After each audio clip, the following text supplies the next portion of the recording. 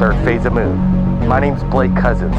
In this groundbreaking documentary, we're going to explore alien abduction and strange implants extracted from people from around the world. Dr. Roger Leir has performed 16 surgeries and has removed 17 implants that are extraterrestrial in origin.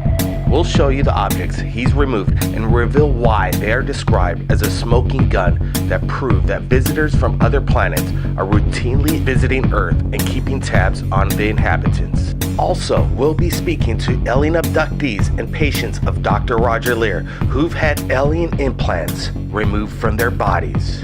15-year-old Jack Graham will be our special correspondent on location in Los Angeles, asking Dr. Roger Leir the questions, if we are alone in the universe. As one of the most eloquent and intelligent investigators of extraterrestrial life, we'll hear Dr. Leir's observations on why the aliens are interested in our planet and what their plan is for the human race. Now, where in the body do most implants usually come from? Well, that's an interesting question of where we find them in the body. What we've come to the conclusion is that they have to be in areas that are relatively superficial and near a bone.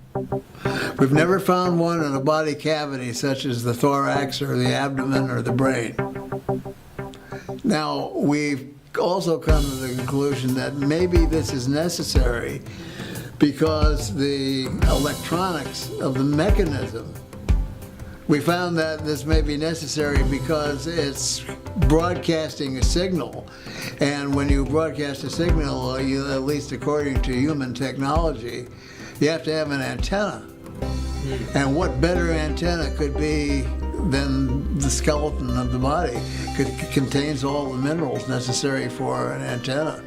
So perhaps that's why they're in such association with bone.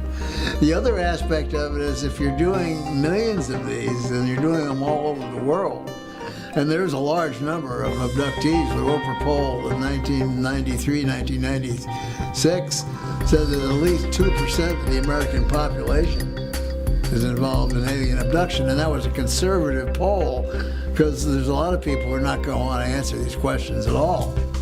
And then if you multiply that by the world's population, you're talking about a lot of people. So to get remote information as to what is going on within the human body, like we tag bears, we tag porpoises and whales and so on, we can study their habits, how long a bear hibernates, what their metabolism is during the wintertime and so on. Even John Glenn, or an astronaut, complained on national television that he had to swallow implants because mission control had to have that physiological information.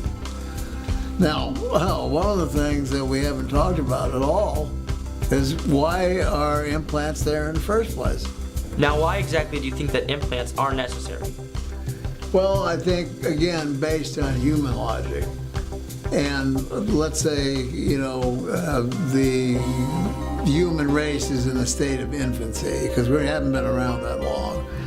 A race that may be hundreds, thousands, or maybe millions of years older than we are may not use the same logic as we do. So the answer I'm going to give you is based on our human logic. It looks like to me that the entire human race is being genetically re-manipulated again. Because if you look at the children born within the last 60, 75 years, they are not the same human as a person who was my age. In fact, a gentleman by the name of John White, who used to put on UFO conferences in the state of Connecticut, years ago recognized this, and he came up with the term Homo noeticus. Instead of Homo sapien, Homo noeticus, and that means new human.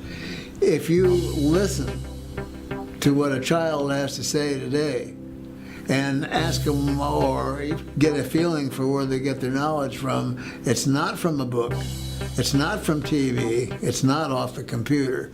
They already know it. It's a different kind of human being. So if you're doing a genetic manipulation on a population, you might want to know exactly what's going on genetically without having to abduct the individual again. So you would do it remotely, like as I stated previously, with what we do with lesser animals. Now, would you, for example, reach into the ocean and pull out a fish and tell the fish, I'm going to put a tag on you so I can know what your swimming habits are or what you eat? No, we would pull the fish out, do our thing, put them back. We do it with manatees. I just watched Animal Planet this morning. The manatee doesn't know they have a broadcasting device. We don't explain it to them, that we want to learn about their metabolism and their eating habits and so on. So they just do it. Well, that's, kind of what they're doing with us. They put these devices in so that possibly they can gain remote information without ever having to come back and abduct us again. Now, which is another interesting thing. I've been asked, well, how come I can take them out? Do aliens want it to be found? That's a good question. Do aliens want it to be found? And if they didn't, I guess I wouldn't be taking them out. And then I get asked, well, who else is doing this? And as far as I know, I'm the only person in the world. And I did research. Prior to the time I did the first one, even though I thought it was going to be a funny joke, I wanted to see how many implants were taken out previously. And all I did was I read through the UFO literature, and I saw that things were taken out. They turned to powder, they disappear, they dropped, they did this, they did that, but nobody ever came up with anything. And so I do cases, and I come up with actual physical objects that can be sent to material scientific laboratories and get opinions. I mean, I can't explain that. That's strange. And if somebody had told me, 50 years ago that I would ever be doing anything like this, or would have traveled to 42 countries, or have done the things that I've done, or have done the television programs and radio programs I've done, I would have told them they were nuts. Now, I know you removed many implants. How similar are the implants to one another? Are they each clones of themselves, or do they vary? Well, the implants that we have removed in the past, we have about 7 that look exactly the same. And if you lined them all up on gauze sponges, you would never tell one from the other. We have a few that are different, but I've synthetically divided them into 3 categories. Ones that are metallic and covered with a biological coating, ones that are non-metallic, and one that is biological. And each operates a little bit differently. But the 7 that we have that are metallic rods with biological coatings are virtually all the same. Now, do you personally believe that you've been contacted by aliens? I would have to say the answer to that is yes. I can tell you an episode that occurred with my family, my daughter and myself, in Laughlin some years ago, which I wrote a book, I wrote a part of a book called Chopped Liver. And we talked about that incident, but during the awards banquet that we were having at the conference, I was asked to come outside with my family. So there was a lot of people who were lined up at the fence along the Colorado River. And we were in back of a lady in a white dress, and I said, what's going on? What's happening here? She said, oh, you missed them. There was about 7 of them out here. And I said, 7 what? She said, 7 craft. Wow.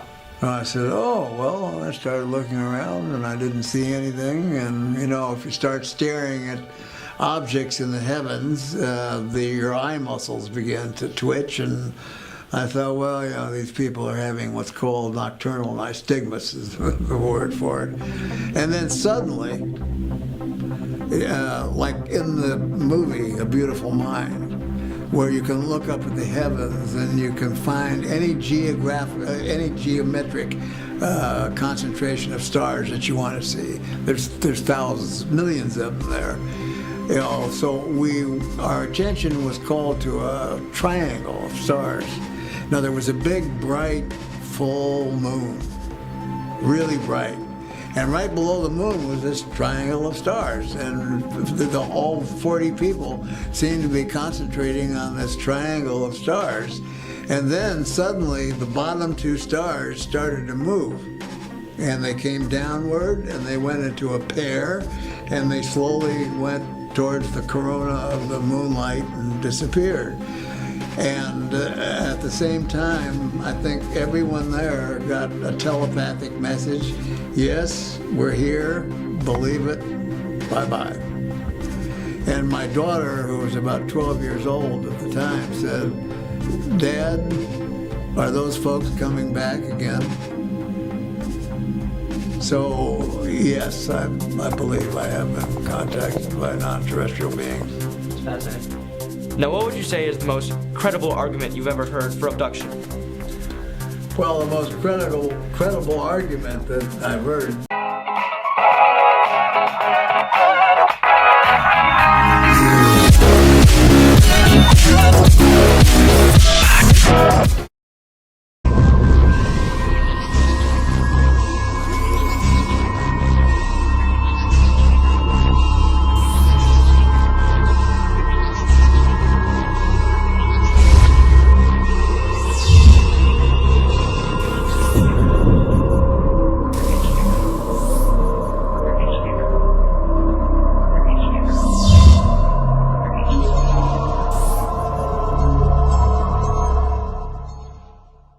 For abduction in the cases that we've done surgery on, would be very hard to delineate, because when we set up our set of criteria and protocols, the individual must have some kind of a memory of being associated with the abduction phenomena. When Bob Bigelow or NIDS decided to take on this responsibility of doing the metallurgy, I had to do some studying so that I could just interpret what they had to say.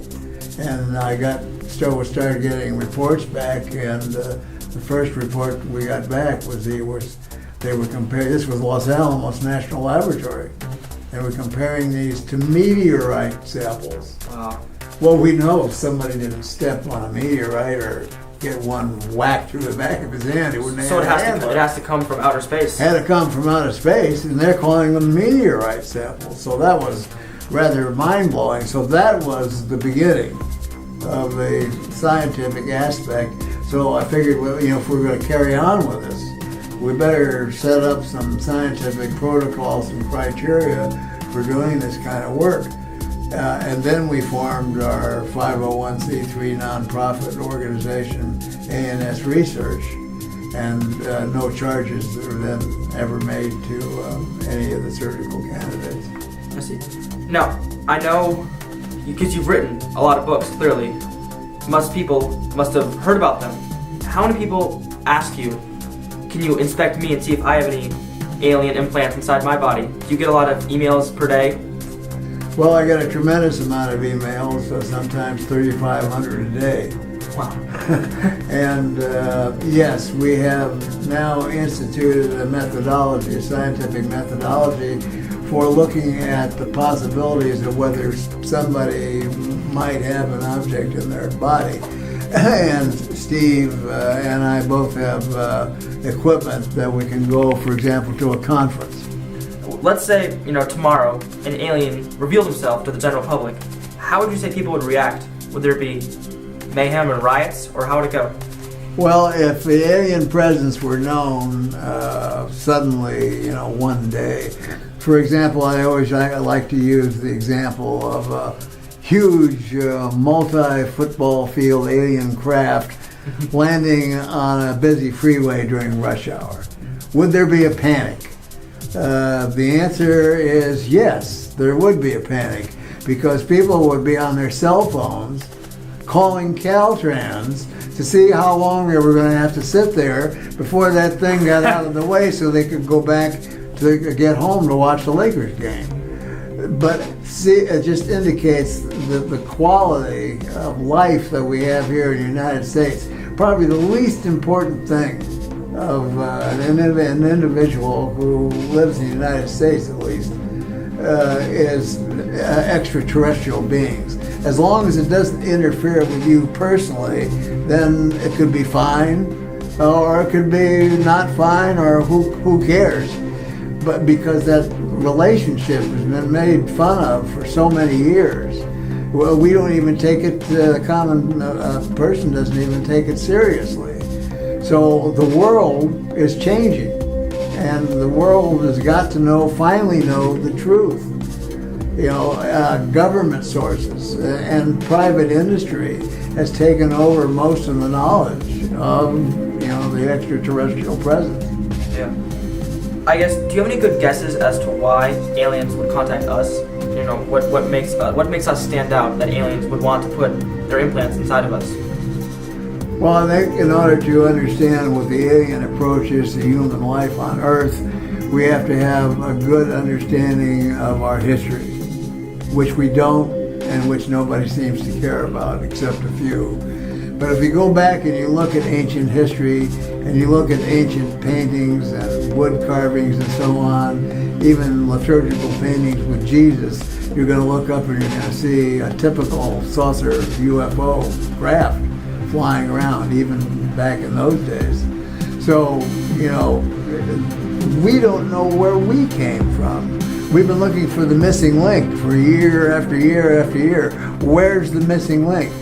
If we look at the writings of Zecharia Sitchin, the late Zecharia Sitchin just passed away, and he wrote a set of books called The Earth Chronicles. And he says that 435,000 years ago, from another planet in our solar system called Nibiru, the group or race of individuals called the Anunnaki came here, and their head geneticist, whose name was Enki, manipulated what was already here into human beings. Wow.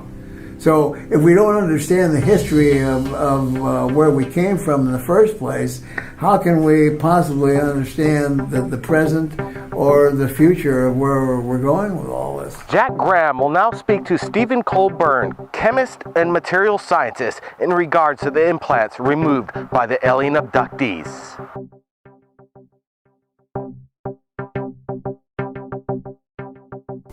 So, can you tell me a bit about yourself and your role within this program? Yeah, my name's Steve Colburn. I'm a material scientist. I was educated at UCLA, and I work in Camarillo, just a few blocks from where Dr. Lear works. And after we met, we decided to have a collaboration on analyzing these objects more thoroughly. A lot of the objects that he removed had not been analyzed adequately, so I've done a lot of microscopy and elemental analysis on these objects and come up with some interesting findings. One thing we found out is that the devices are definitely nanotechnological devices. They're not just simply metallic objects that somehow got into the body. They contain carbon nanotube electronics, and carbon nanotubes are the field I'm working in my regular job. And they give off radio signals, and they have odd nanostructures in them made of carbon nanotubes. Carbon nanotube electronics are a hot topic in material science today. By the way, there's many amazing properties about them. The aliens have apparently perfected the technology to use carbon nanotubes in these devices. And there are proprioceptor nerves that go into these the tissue capsule or gray membrane around these devices. And one of the most fascinating findings was that these devices contain many of them contain meteoric iron judging from the trace element pattern of gallium, germanium, precious metals like iridium and platinum. And iridium is not found on Earth in any great amounts. And we did the isotopic analysis of various elements from the metallic cores of several of these devices and found out that they were made from off-planet material, extraterrestrial material. there's a certain pattern of isotopes for each element on Earth, and if that pattern is varying by more than 1% or so, then it's the conclusion can be drawn that the material came from off-planet. And some of the isotopic ratios and the elements in these devices are extremely skewed compared to quite unlike the isotopic ratios of elements on Earth. In fact, Dr. Coons, our colleague who's also involved in the research, concluded that they probably came from somewhere else in the galaxy. They don't even seem to be from our solar system. These devices have carbon nanotube networks inside the metal.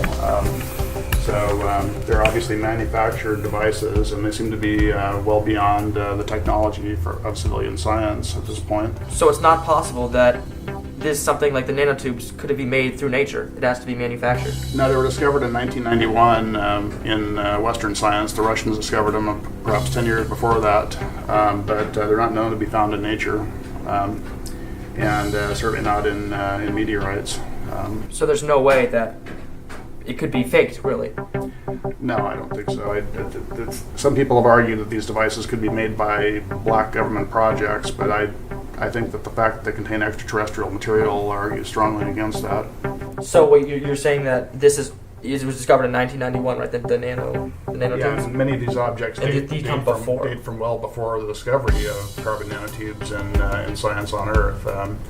These people reported that these objects were put in 30, 40 years before a lot of times. So when you say nanotubes, do you mean that these things could be used to store information, perhaps? Yeah, they can be made into electronic networks. Carbon nanotubes are let me give you a little bit of background. Graphite is a hexagonal array of carbon atoms, and these layers are stacked. If you take one of these layers, one of these hexagonal arrays of carbon atoms, and roll it up into a tube, that's a carbon nanotube.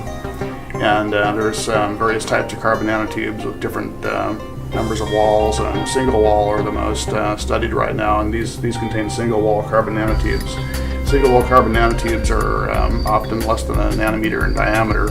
These are small diameter single wall carbon nanotubes that are in these devices, and those can be used as electronics because there are metallic and semiconducting single wall carbon nanotubes. So you're saying this is very tightly stacked, and if you took out you laid it end to end, it would definitely be a lot larger than it would. So all this information is tightly stored together, compacted? Yeah, I would think so, yeah. The total length of the carbon nanotubes in one of these things might be several miles. I haven't figured it out, but it's got to be a lot. So the technology used to compact that much information so tightly seems to be pretty futuristic. Definitely. I don't understand how the metal could actually be put around the carbon nanotubes without destroying the nanotubes, because the melting point of these metals is like 1500 degrees Celsius, and if you poured molten metal over the carbon nanotubes, it would just destroy them or convert them to metal carbides. So would it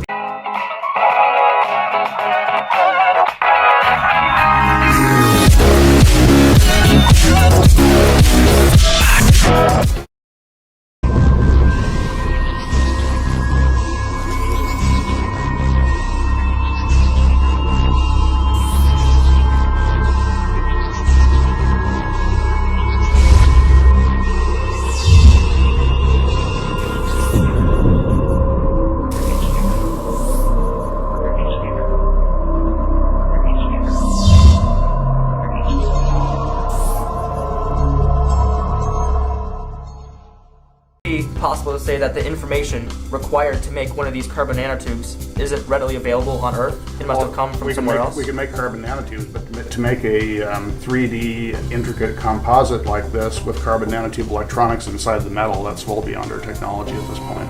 We've speculated that they might be physiological monitoring devices or listening devices. They're definitely relaying information about the subject to the aliens through radio signals. They're not always transmitting, so... Have you noticed actual radio signals emitting from it? We've detected radio signals coming from them, and in two of my reports we outlined some of the frequencies that they give off. The last two devices we detected radio signals from. Are they common radio signals that are found on Earth? Some of them are aeronautical and satellite communication frequencies, but there's also a very high frequency microwave discharges as well. So could it be possibly dangerous to have a lot of microwaves emitting from inside a person? I wouldn't say it's a lot of microwaves. We've only detected perhaps milliwatt levels of power, but it's hard to say. There's been no ill effects noted from anybody having these devices inside them. What about after the surgery? Has there In fact, they don't have any rejection or immune response by the body. So that it's possible to not even notice these tiny things in your body? Yeah, most people don't notice them at all. So would it be fair to say they see them on an X-ray? Would it be fair to say that there might be a lot of those in a lot of different type of people? Oh, that's very safe to say. Wow. Some of the frequencies that we've been able to gain some knowledge of from classified information is that they are deep space, fixed or mobile deep space frequencies. And that presents quite a conundrum because what advanced civilization would be using a radio wave to begin with? So do you think it'd be possible that the government could know about these nanotube technologies?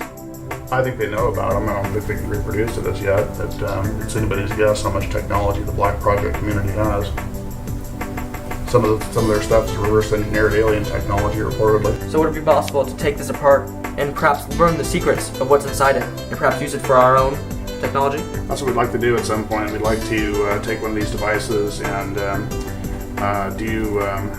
mount it vertically on a scanning electron microscope mount and take an elemental map of one layer of the object, then etch away a layer with a beam of fast atoms, and then do the next layer and get a three-dimensional structure of the object that way.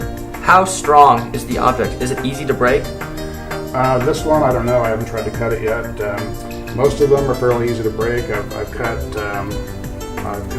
4 so far, and 3 of them are fairly easy to break. One was immensely strong and could not be cut at all. With even diamond tools wouldn't scratch it. It appeared to be some kind of highly advanced iron metal matrix composite with carbon nanotubes. You mentioned there was a sort of biological capsule that surrounded it. Would that be used to protect it, to prevent it breakage? No, I don't think it's to protect it. I think it's to organize the neural input to the device somehow. Is that if we were able to back engineer some of the technology that we have in these devices, we could prevent, for example, inflammatory processes and rejection. In other words, if we could make something similar, you could wrap a heart, a kidney, a screw, a pin, or whatever in it, instill it into the human body, and the person would not have to take any anti-rejection medication for the rest of their life.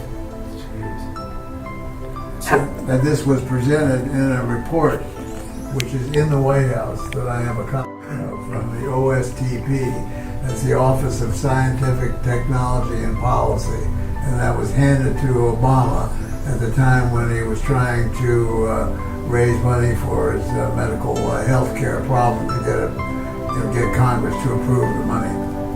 Will President Obama, with the help of Congress, fund this medical research and reverse engineer these implants? If so, the implications could help medical technology beyond our imagination. Now, we go to the most incredible account of alien abduction explained by Dr. Roger Lear to Jack Graham. 3 young children, about 9 or 10 years of age, who lived in Tennessee. And they decided to go out on a little local camping trip. So not too many blocks away, it was kind of like an empty field and so on. So they packed their primitive sort of gear, which was blankets and things of that nature and things to cook over a fire, marshmallows and so on. And they went out and they didn't even have a tent. They used sticks. They gathered sticks and they put the blanket over the sticks to act as a tent.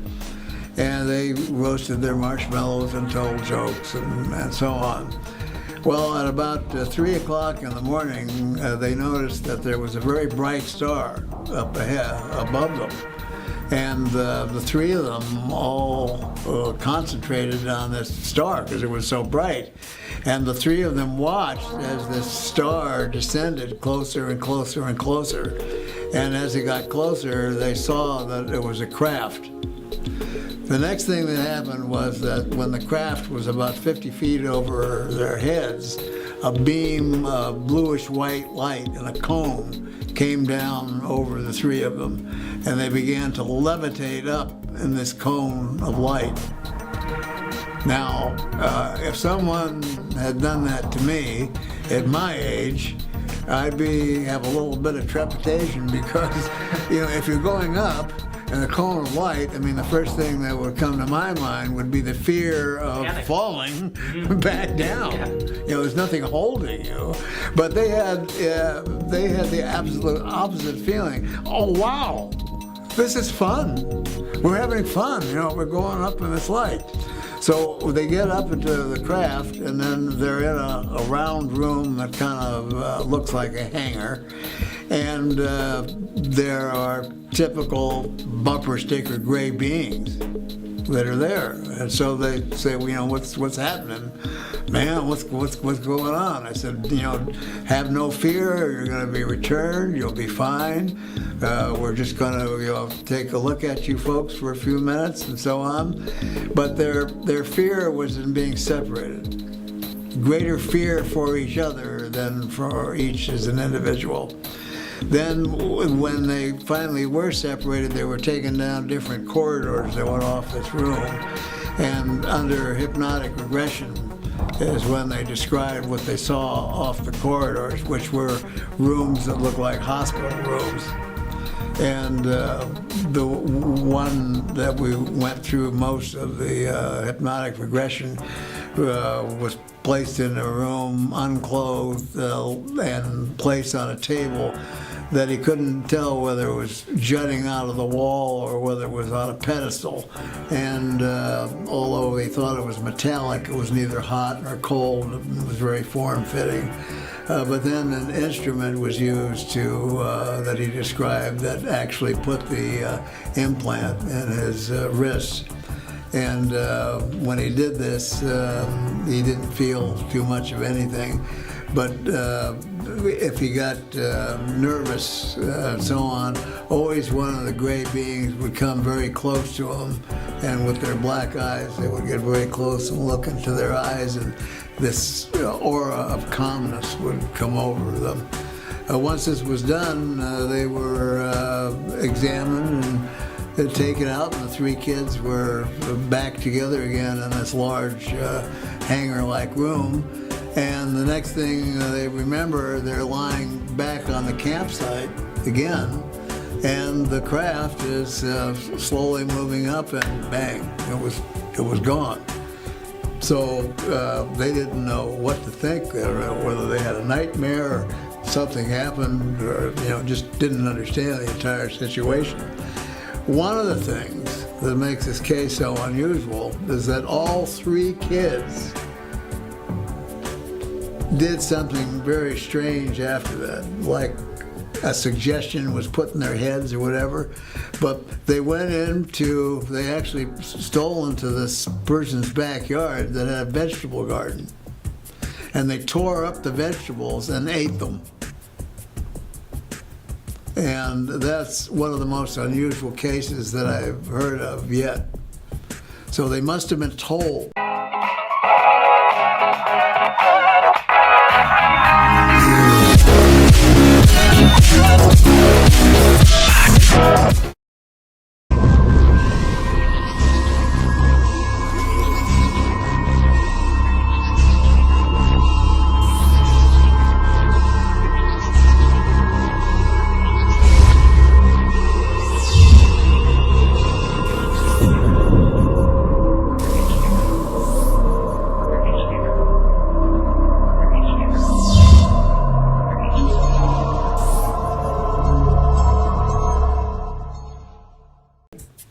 To do this for some reason, because some folks that are involved in the abduction phenomena come back with symptoms. They feel muscle aches, pain, fatigue, feelings of the flu, dehydration, and so on. But the three kids, and asking them questions, of course they weren't kids when we did the surgery, but in asking them, if they had any ill effects from it, they don't recall anything. So maybe that what they got out of the vegetables was something that obliterated the symptoms that abductees have. Now, what procedures and protocols do you follow for the surgery? Well, the procedures and protocols that we follow have to be kept 100% in order to make this a scientific study, because we try and stay with the scientific method. One of the things we do is when a patient contacts me, they have to convince me that they have an object, and that's either through an X-ray or a CAT scan. We don't accept MRIs because MRIs can produce false positives for foreign objects.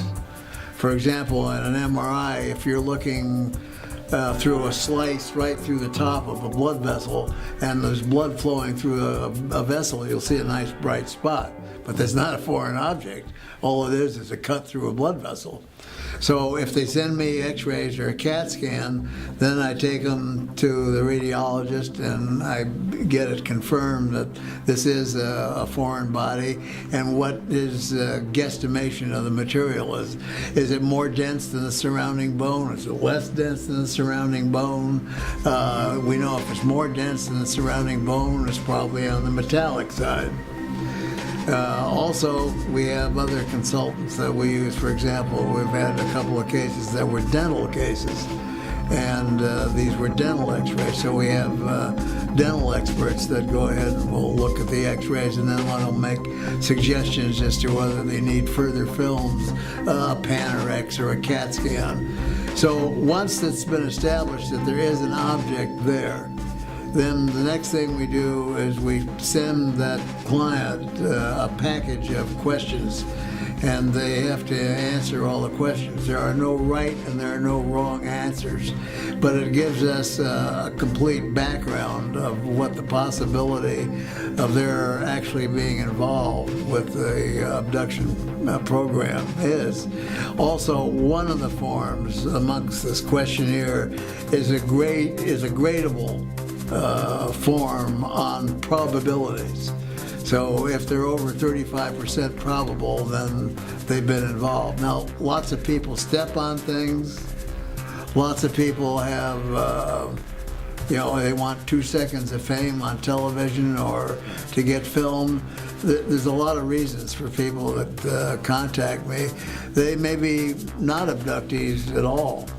Some abductees don't get along well with the problems. And as the late John Mack wrote in his book, there are 7 traumas that are involved with alien abduction, and only one of them is the event itself. Another one is who are you going to tell? Who's going to believe you? So you have this argument that goes on continuously. So a lot of these people are not well adjusted. A lot of abductees have problems. They can become alcoholics, drug addicts. They can be confined in mental institutions.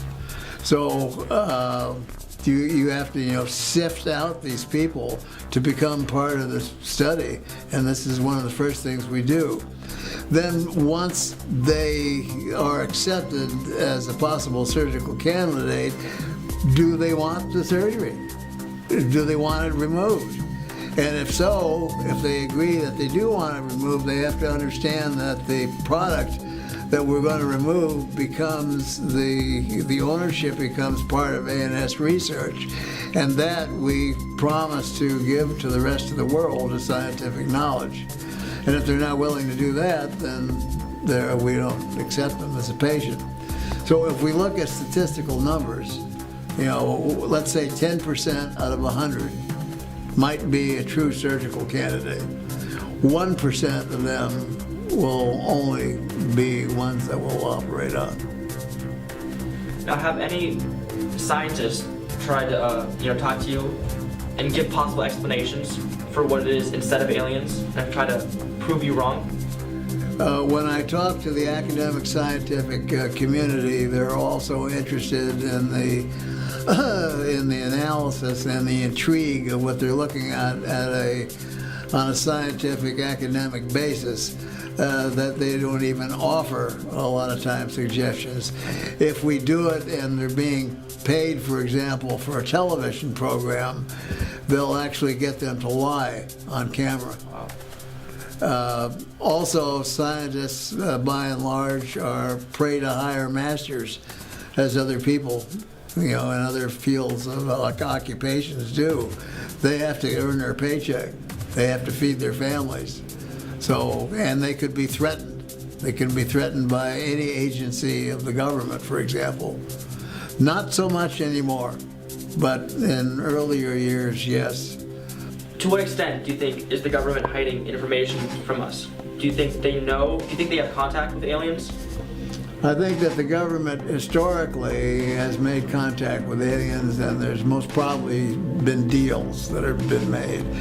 We have enough witnesses now, for example, Holloman Air Force situation in which at Holloman Air Force Base, where Air Force One was seen to land, the base was literally frozen. No one could move from their post when this was going on. There was lots of witnesses to things that were happening. Two electricians, up on a pole were told to stay there and not move till all this was over, and that was near the runway. Then they saw 3 circular craft come flying overhead. One of them began to hover over the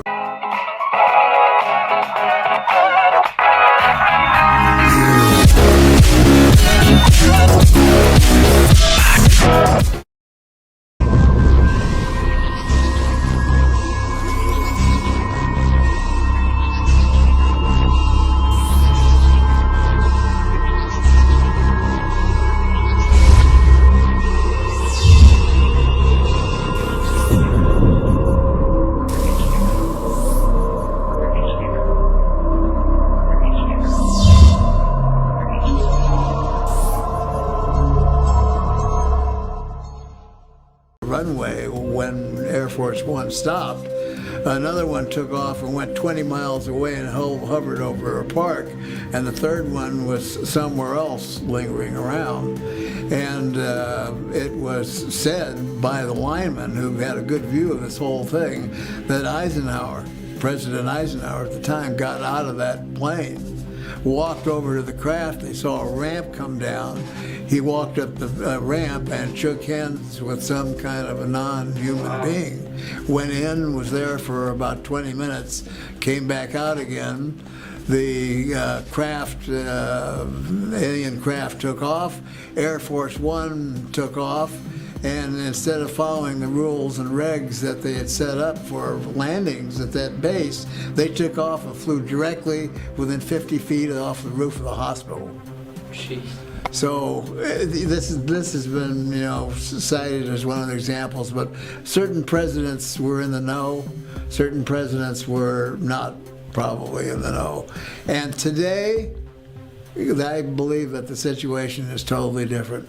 I believe that most of this information today is in the hands of the giant monarchs of industry, these multi-lateral companies that are, some of them are part of the military-industrial complex, and some of them are industry itself.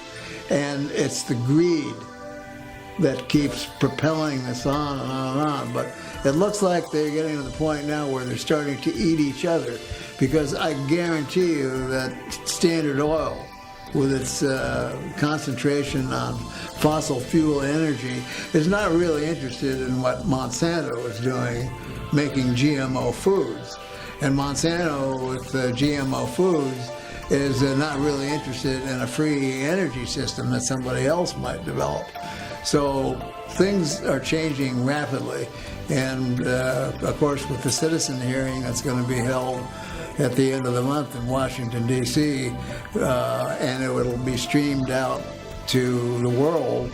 We expect half the population of the world to watch this congressional hearing, and hope that the government will actually start releasing information. With trillions of planets in the universe, it's hard to believe that planet Earth is unique. odds are that life exists elsewhere. And while life on some planets may be less advanced than us, chances are that more advanced life forms will also exist. So the question becomes, will these advanced life forms have the ability to travel to Earth? And, if so, secretly tag us with extraterrestrial hardware during their visits? Prior to interviewing Dr. Lear, I might have said no. But while I still have my doubts, Dr. Lear makes a fascinating case for this, and now I'd like to know more. Jack, in his quest for the answer, has reached out to Third Phase of Moon to speak with the alien abductees who've had implants removed by Dr. Roger Lear. We have provided him the contact information. Mary, who wants to remain anonymous, and Tim Cullen have come forward to speak with Jack and answer his questions in regards to their alien abduction and the implants removed by Dr. Roger Lear. Hi, I'm Jack. Tell me about your abduction. I have had my family, it runs in my family. My brother has had experiences. His family, since the marriage, has had experiences. My husband underwent experiences, as did I, from being married into my family. It seems like that was the protocol for marrying into the family. And because I had had unusual experiences from the time I was really, really small, and my brother too from the time he was an infant. And I believe they started with my mom and dad because my dad had had some sightings. I had had a sighting. My mother had a sighting of a UFO over our home. It ran in the family, and there were a lot of experiences that my husband and I had in the 1970s, 80s, and 90s. And he would actually get night terrors, which we thought were from, he was a Vietnam veteran, had experiences in Vietnam, and thought it was post-traumatic stress syndrome. It turns out it wasn't from Vietnam. He actually then started remembering in the early 90s that the night terrors he was experiencing was from these creatures being in our home and taking us at night. What was your reaction when you realized you had been abducted by extraterrestrials? Let's see, it was removed in 1996, probably about 6 months to a year sooner. Before that, I realized I had a scoop mark on my leg, and I did not know there was an implant in there. I had no idea. I just saw this scar on my leg and on my left calf. And when Roger was, I was assistant section director and then section director of MUFON for Ventura, Santa Barbara counties, and Roger was helping me, and he had arranged to do surgeries, and he had gotten funding through Bigelow, and for 3 surgeries, we had 3 people that were going to have supposed implants removed. Roger had gone through the x-ray process and exam process. Well, one of them was Whitley Strieber. He had an object in his ear, and he was to be one of our guest speakers and then go ahead and have a surgery. Last minute, he decided against having the object removed from his ear, and it's on the outside of his ear. He still has it today. It's under the skin on the back of the ear. And he decided against it. Well, we had funding for 3 surgeries, and Roger was, Dr. Lear was beside himself as to, what was he going to do? And I said, well, you can remove this scar off my leg, whatever it is. I don't know how I got it, but make that the 3rd surgery. And he said, that's fine. He says, but we have to go through the examination process. We'll need to get x-rays, blood tests, which we did. And on the x-ray, surprising both to myself and him, he saw an object on the x-ray that was just under the scar, the scoop mark I had. And that's how we discovered that there was actually an object under the scoop mark. What was your reaction to the news that aliens had implanted a device in you? I was shocked that there was anything under that scoop mark to begin with. I didn't know how I obtained that mark, but it was an unusual mark, and it seemed to just appear. At least I just noticed it. I think he was shocked because that was the first time he had ever had a scoop mark with an object under it. So he was shocked. I was shocked. And I kept trying to rationalize that, oh, maybe I just got something in my leg, and after it was, extracted and examined, it was nothing. I kept saying, are you sure this wouldn't be found in a regular body? Is there any way? And he goes, no, Alice. This would not be found in your leg. It could not, it would not be there naturally by any means. It wasn't a calcification or anything like that. It had a lot of unusual characteristics, and he's since then done some more surgeries that have had the same type of object. Is there anything else you want to add? Well, I think he's doing something that is so important, and he helps so many people, and he never asks for anything, in return from anybody that he tries to help. He's just, he's doing it because he has not only the ability to do it, but he has the need to find out what is really going on, the curiosity as to what's going on. It's affected him. Everything he does, his life, his career, he's very dedicated to trying to find out, what these objects are. And also, with these objects, we're finding that they have no inflammatory response around the object. Could this technology help the medical profession now in dealing with transplants, where these people with transplants have to be on horrific medications for many, many years, where if this technology could be developed where there would be no rejection. I mean, it would be wonderful for the people that have to go through this with the transplants.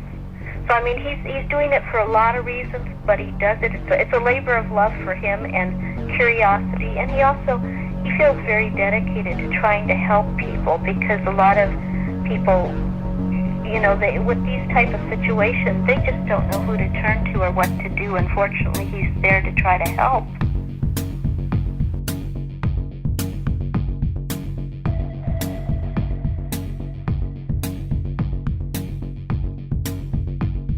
Where was your chip implanted?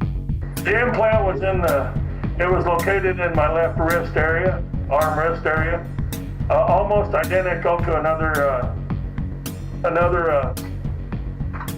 the 15th surgery Dr. Lear done on Ron Noel. His implant is the same shape as mine, a cantaloupe seed type object, and located in basically the left wrist area. In fact, we kind of wonder if we could almost put the x-rays over each other and they'd almost be in the same spot. Did it hurt after the surgery? Yeah, when they got a hold of the object, it felt, I felt it, a lot of pressure and uncomfortable with my arm. Like it was, got chicken winged, and I kind of had to carry it in a sling for a little while, but then it calmed down. It really, like I said, it was just like it was just being, the arm was being abused.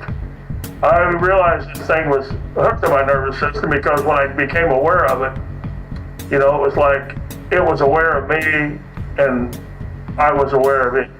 The link between the implants and the abductees themselves are questions we may never know. But the real question here is, are we alone? And the answer is, these implants are extraterrestrial in origin, thanks to young Jack Graham asking the questions and Dr. Roger Lear's answers. We are not alone in the universe. My name's Blake Cousins, and we'll see you again next time. Third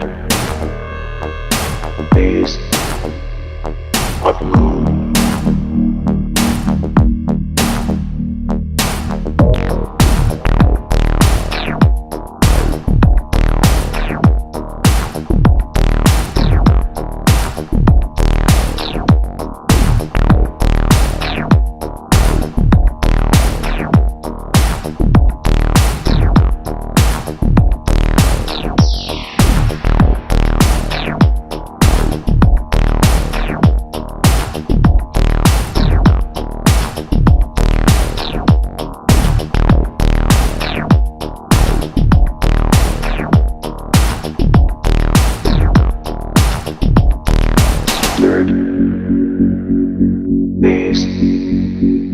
What room?